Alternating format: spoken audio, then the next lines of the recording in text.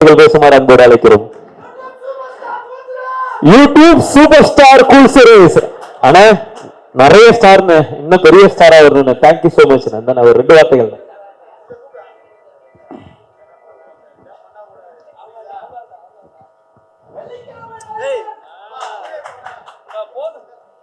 மேடையில் அமர்ந்திருக்கும் அனைவருக்கும் வணக்கம்.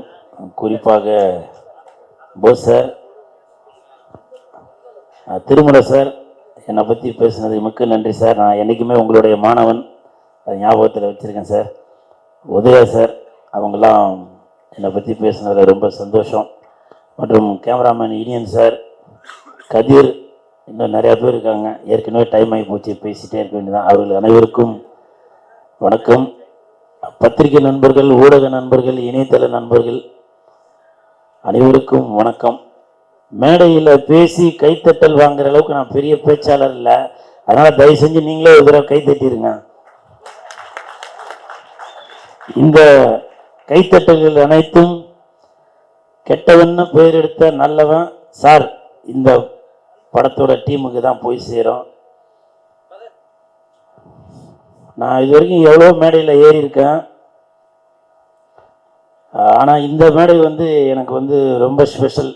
அதுக்கு காரணம், நான் பிக் பாஸ் போயிட்டு வந்ததுக்கு பிறகு நான் மேடை ஏற முதல் மேடை இந்த மேடை.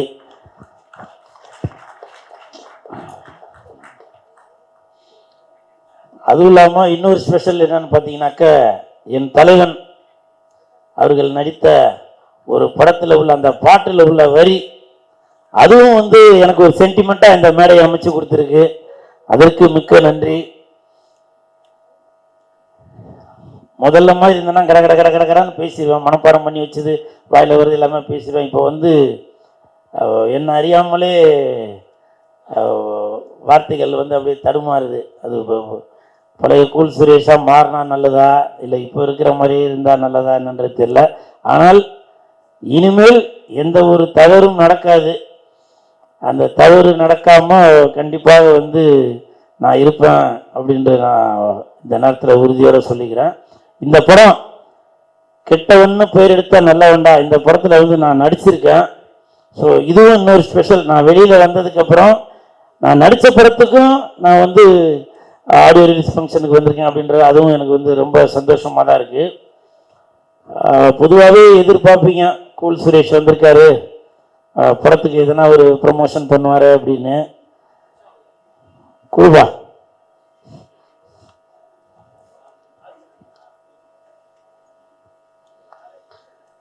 இந்த படம் கெட்டவன்னு பேர் எடுத்த நல்லவன்டா. கெட்டவன்னு பேர் எடுத்த நல்லவன்டா, அதுக்கு காரணம் என்னுடைய ஆண்டவன்டா.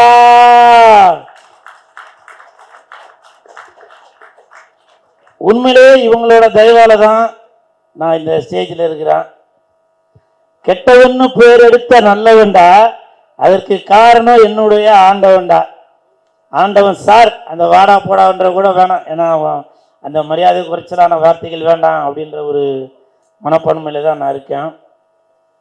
கூட்டம் கூட்டம் கூட்டம், எப்படி கூட்டம் கூட்டம் கூட்டம், இவங்க தமிழுக்காக வந்த கூட்டம். அதனால இந்த படத்துல நான் நடிச்சதுல ரொம்ப எப்படி சொல்றதுன்னு தெரியல, வார்த்தைகளே வரல.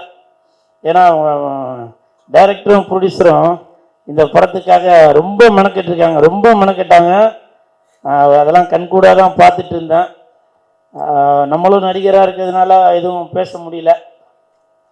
அதனால் இந்த டீமுக்கு என் மனமார்ந்த வாழ்த்துக்கள். எனது நண்பர் மகத் அவர்கள் நடிச்சிருக்காங்க.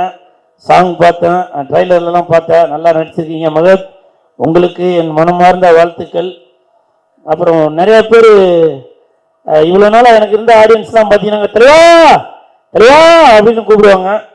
ஆனால் இப்போ இறங்கி சார் நல்லா இருக்கீங்களா, அண்ணா நல்லா இருக்கீங்களா அப்படின்றாங்க. அதுக்கு காரணம் அந்த பிக் பாஸில் எனக்கு மாற்றம் தான் நினைக்கிறேன். நிறைய பேர் கேட்டீங்க, என்ன சீக்கிரம் வந்துட்டீங்க, என்ன சீக்கிரம் வந்துட்டீங்க, இருக்க வேண்டியதானே, ஏன் வந்துட்டீங்க அப்படின்னாங்க. ஆடு மாடு இல்லாதவங்க அடமலைக்கு ராஜா, பொண்டாட்டி புள்ள இல்லாதவங்க பஞ்சத்துக்கு ராஜா அப்படின்னு சொல்லுவாங்க. என்னால் குடும்பத்தை விட்டுட்டு இருக்க முடியலங்க. ஏன்னா நான் கல்யாணம் பண்ணுறதுக்கு அவ்வளோ கஷ்டப்பட்டேன். சினிமாக்காரன்னு சொல்லி பொண்ணு கட்டுறதுக்கெலாம் நிறைய பேர் யோசிச்சாங்க. அப்படி இருந்தும் எனது தாய் மாமன் நானும் ஒரு குடும்பஸ்தன் ஆகணும் அப்படின்ற ஒரு எண்ணத்தில் எனக்கு ஒரு கல்யாணத்தை பண்ணி வச்சு இன்னைக்கு அழகு பார்த்துட்டு இருக்காரு. அப்படி இருக்கிறப்போ பல பேர் நான் நல்லா இருக்கணும்னு நினைக்கிறப்ப குடும்பத்தை விட்டுட்டு நான் அங்கே போய் இருக்க வேண்டாம் அப்படின்ற ஒரு எண்ணம் வந்துச்சு. அதனால தான் நான் வந்து அங்கேருந்து வெளியில் வந்துட்டேன். அதனால் என் மீது நம்பிக்கை வச்சு எனக்கு சப்போர்ட் பண்ணிய அனைவருக்கும் என் மனமார்ந்த நன்றி. இந்த படம் கண்டிப்பாக பவுல் சார் உங்களை மறக்கவே முடியாது சார். ஏன்னு கேளுங்க, எனக்கு பணம் தர வேண்டிய பேலன்ஸ்லாம் இருந்துச்சு. நான் ஒரு ஃபோன் பண்ணேன், உடனே கொடுத்துட்டீங்க. மிக்க நன்றி, மிக்க நன்றி. ஏன்னா இப்போ என்னோட சூழ்நிலை என்னன்றது உங்களுக்கு தெரியும்.